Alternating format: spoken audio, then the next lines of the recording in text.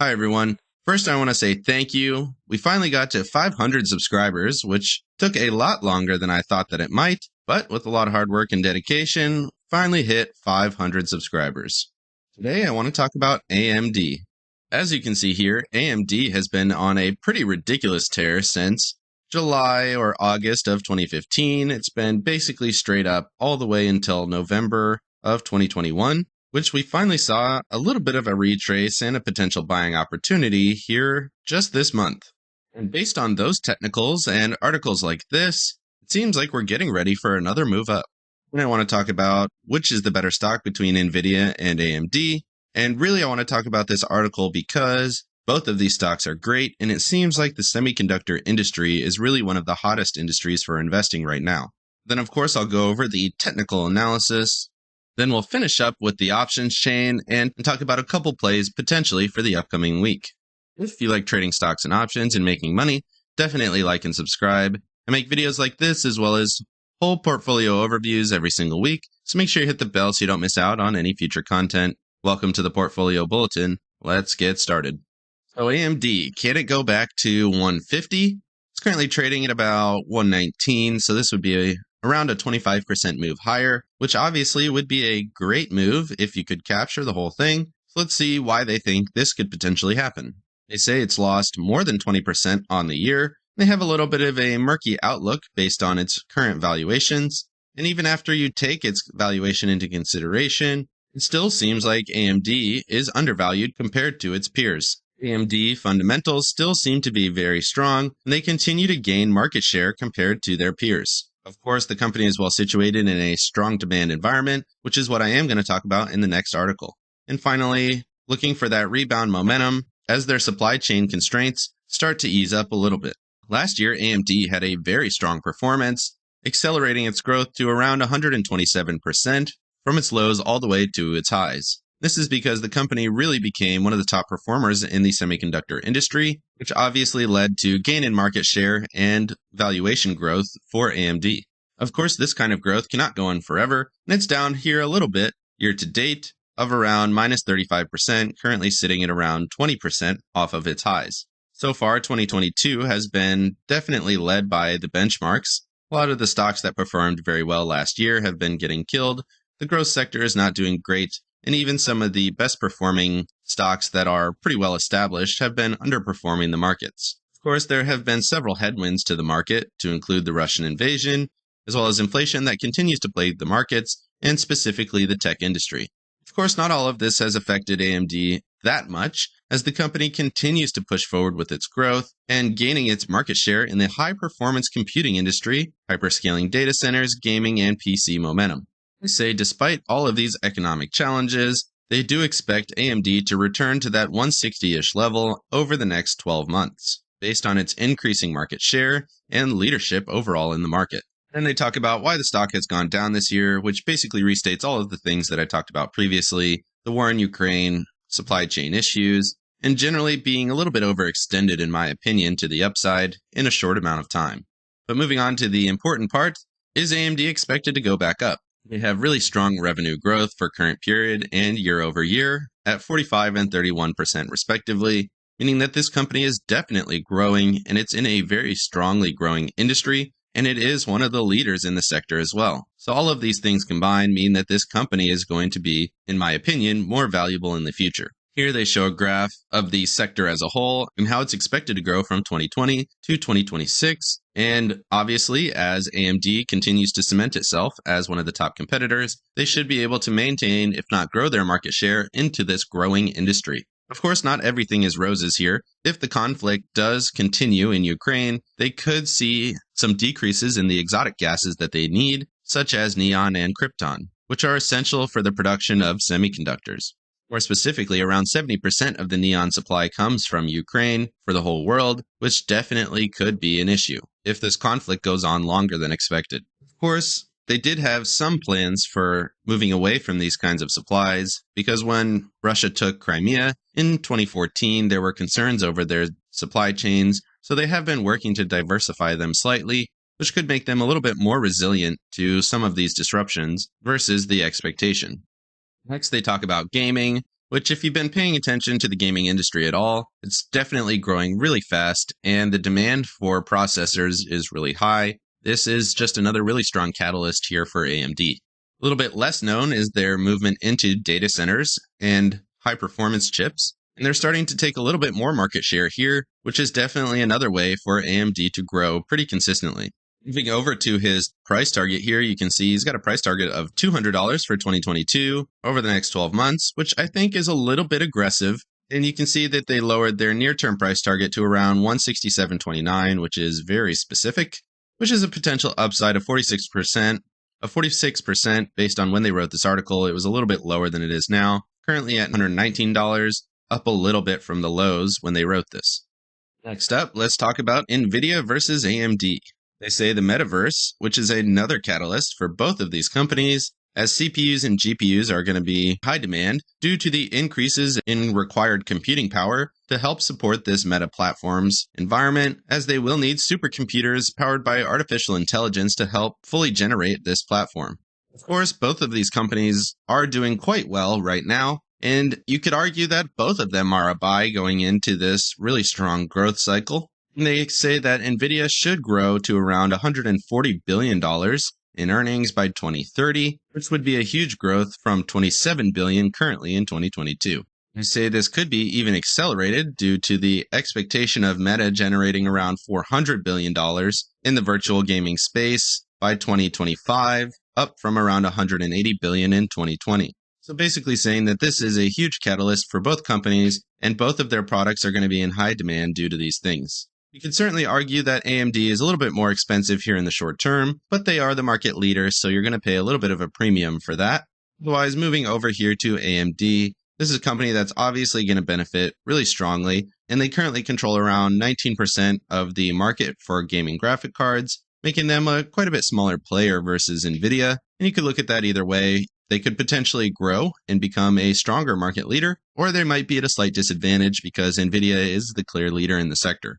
The CEO of AMD said that they're seeing pretty strong growth in the supercomputer and data center industries, and that they're taking market share away from Intel in the CPU industry. They say AMD has an advantage over Nvidia in the Metaverse because Nvidia does not have a CPU on sale yet. Its Grace CPU is expected to arrive next year, which gives AMD an advantage when supplying both Microsoft and Sony in their latest consoles. Of course, this continues to be accelerated by Microsoft announcing that it will acquire Activision, increasing its Meta presence, and growing its gaming library even bigger. So just like Nvidia, they say AMD is going to benefit from the Metaverse in multiple different ways. It's hard to say which is going to be better. In my opinion, I'm going to go with AMD here because AMD seems to be a little bit more diversified, and AMD is generally quite a bit cheaper, trading at 44 times trailing earnings and 28 times forward earnings. And AMD has a price to sales of 8.6, whereas Nvidia is trading at 69 times trailing earnings and 47 times future earnings, with a price to sales at 25. However, both of these companies are expected to grow around 30% annually for the next 5 years, making this, again, in my opinion, one of the strongest sectors to invest in, and these seem to be the two best companies to pick from. Moving on here to the technical analysis. This is actually the 1 month view going all the way back to the start of the company. And at one point here in 1975, the company was trading for around 7 cents. And since then, it rallied really aggressively into 1984, up to around $20, where it's traded basically sideways, if not down, all the way to September of 2015, to a price of around $1.70. And since 2015, this stock has basically been on a tear upwards. And you can see what that looks like a little bit closer here. Basically straight up until we hit the recent high at around 157 or 158. Moving over here to the 1 week view, you can see what this most recent trend looks like. Again, February of 2016 being basically the starting point of this really aggressive rally, making it one of the best performing stocks in a very long time, going from around $2 all the way up to $157. But of course, I think that there is more in the tank. Going down to the 1 day view here, you can see this most recent trend from around $74 here in May of 21, all the way up to doubling at around 160 at those highs. And then we retraced down quite a bit to the lows here, somewhere around 36, 37%. And it seems like we may have found a bottom here at around $100 per share. similarly to what we saw here in October of 21. And now we've held this support level. We bounced and then came in, retested, came below a little bit, kind of showed some weakness, and then gapped back through that price channel. And now it seems like we've broken through this little resistance line that we had. You could argue that we broke through, came back and retested that line, and since rejected back to the upside. Going here to the 4-hour chart to see a little bit closer what that looks like. You can see we gapped through here, showing that this is a line that is respected. And we didn't just pass through it, we actually gapped through it on both sides here, you can see.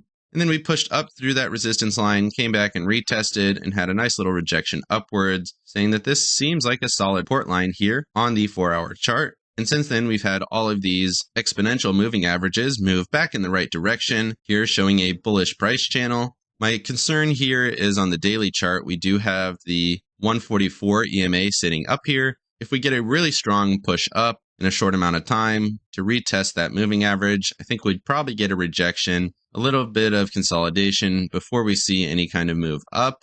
So my resistance points here, at least in the short term, we have the moving average at 124, and then this resistance line somewhere around 129 or 128, depending on how fast we get to that point of resistance. Might get a small rejection, find some support back on that 144, and then a push higher. And then usually you get some kind of retest and then another push higher, which at that point, there wouldn't be any resistance, any major resistance until we got back to previous highs. You could maybe argue that you have a neckline somewhere around 145. You can see where that would be looking at the previous highs here in November, basically the resistance point for this M pattern. And you can see we gapped through that level right here before we moved down in January. So potential for some resistance in this open space, but I don't see that as a strong resistance point when you have the all-time highs sitting just a few points higher. But to summarize, of course, all of this looks pretty bullish in my opinion, and based on all of the fundamentals around AMD, it seems like nothing but upside for this company.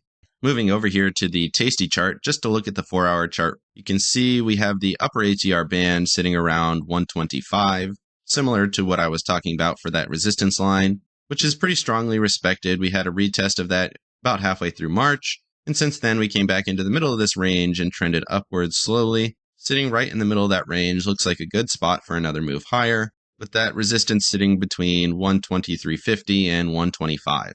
Moving over here to the options chain, you can see we do have earnings here on April 26th, so definitely pay attention to that if you're trading this stock. Otherwise, moving over here to the options chain here for the weeklies, the price for the 119 puts, somewhere around $3. Of course, these prices could go down if we see a little bit of upward price action in the pre-markets on Monday, and we'll have that weekend taken out, so we only have about 4 days until expiration. Once the markets open on Monday, you should be able to get a fairly similar credit for the at-the-money puts because these are weekly options, and they don't decrease that quickly until we get to basically the day of expiration. So if you can get around $3, that's a little bit over 2% based on the stock price at 119. So that's pretty decent, 2% cheaper than current prices. And if you expect the stock to rally, so it gives you a little bit of protection to the downside, which is certainly possible, but it wouldn't capture all of the upside if you expect the stock to do basically what I was saying and rally to around 125. You might lose out a little bit, but that's part of the game of selling puts. You could always go with a covered call option where you buy the stock here at 119 and sell the puts maybe a little bit further out at 122, which would effectively be selling the stock between 124 and 125, which would put you right at that resistance point. So give you a little bit of room for upside and still collect more than 1% in credit just for this weekly option if you are very bullish on AMD. Otherwise, a little bit more conservative with selling the put, getting a little bit more credit and a little bit more downside protection. If you're not comfortable with those lower credits, you can always go out in time and you could pick a lower price target at 116 to get that same $3 credit, which would be effectively buying the stock here at 113, so giving you a little bit more downside protection. But of course, you have to wait longer for that credit to come in, so there's a little bit of a trade-off there. I've been sticking to the short-term options because I can still get a pretty decent credit at 2% for the at-the-money puts. And then if I do get assigned, this is a stock that I'm willing to own, and then I can sell calls to try to exit that position for a profit. Once again, I want to say thank you for all the support and getting us to 500 subscribers. Let me know down in the comment section what you think of this channel or what you think of AMD specifically. Any kind of feedback is beneficial to me. And definitely like and subscribe if you got any value out of this video, and hit the bell so you don't miss out on any future content. Of course, none of this is financial advice. This is all for entertainment purposes, and have a great day.